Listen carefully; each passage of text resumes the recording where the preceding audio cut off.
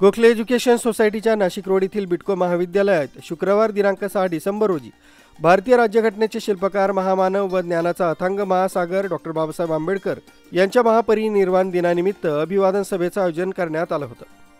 महाविद्यालयातील ग्रंथालयात झालेल्या कार्यक्रमात प्राचार्य डॉक्टर मंजुषा कुलकर्णी यांनी पुष्पहार घालून मेणबत्त्या प्रज्वलित करून सामुदायिक बुद्धवंदना म्हणण्यात आली। या प्रसंगी विज्ञान विभागाचे उपप्राचार्य डॉक्टर के.सी. टकले, उपप्राचार्य डॉक्टर आकाश ठाकूर, कनिष्ठ महाविद्यालयाच्या पर्यवेक्षिका प्रणाली पाथरे, डॉक्टर अश्विनी घनबहादूर, माजी जीएस हिरामन तेजाळे, जनसुराज्य पक्षाचे जिल्हाध्यक्ष विलास गायकवाड, मनोज सोनार, बौद्धाचार्य प्रकाश जगताप, ॲडव्होकेट दीपक बर्वे, एनसीसी प्रमुख विजय सुकटे, प्राध्यापक doctor Uttam Karmalkar, doctor Shashikant Sable, doctor Vilas Kamble, doctor Sagar Chaudhari, Sanjay Paramsagar, Nashik road Vilas Gangurde, Prashant Jadhav, Vijay Gangurde, doctor Deepak Tope, कुलसचिव राजेश लोखंडे, सहाय्यक ग्रंथपाल महेश टोचे, अशोक आहिरे, संग्राम जाधव, अनिल गोरे, रोहित पाईकराव, सरोज कांबळे, यश वरगडे तसंच शिक्षक, शिक्षकेतर कर्मचारी व विद्यार्थी उपस्थित होते।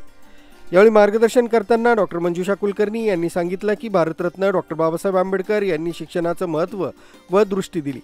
तसंच वाचनाने समाज अधिक प्रगल्भ व समृद्ध होतो। शिका, संघटित व्हा व संघर्ष करा या मूलमंत्राचं महत्त्व स्पष्ट केलं।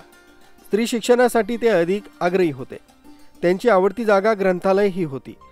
डॉक्टर बाबासाहेब आंबेडकर यांचं कार्य अतुलनीय, प्रेरणादायी असंच आहे, असंही त्यांनी सांगितलं आहे की ज्या राज्यात किंवा ज्या समाजात स्त्री शिकते तो समाज खरा पुढे जातो, त्याची प्रगती होते। नुसतंच ते एवढं म्हणून थांबले नाही तर आपल्या स्त्री शिक्षणासाठी आपल्यालाही माहिती आहे की महर्षी कर्वेंनी प्रयत्न केलेले आहेत, महात्मा फुलेंनी प्रयत्न केलेले आहेत, राजाराम मोहन रायांनी प्रयत्न केलेले आहेत। या सगळ्यांनी पारतंत्र्याच्या आधी स्त्रियांच्या शिक्षणासाठी, हक्कासाठी हे खूप कष्ट घेतलेले आहे। परंतु या सभेसाठी ग्रंथालयातील कर्मचाऱ्यांनी विशेष परिश्रम घेतले। डॉक्टर उत्तम करमाळकर यांनी सूत्रसंचालन केलं। यावेळी गणेश कसबे यांनी भीमगीत सादर केलं। मुख्य संचालक रवींद्र जाधव, लोकराज्य न्यूज, नाशिक रोड।